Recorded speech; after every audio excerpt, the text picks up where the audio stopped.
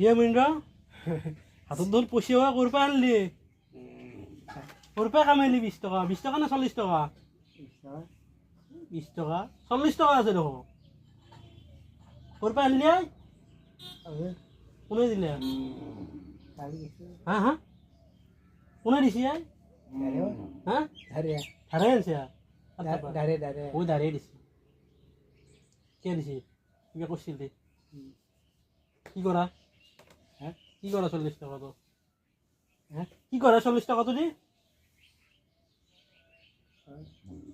কি করবি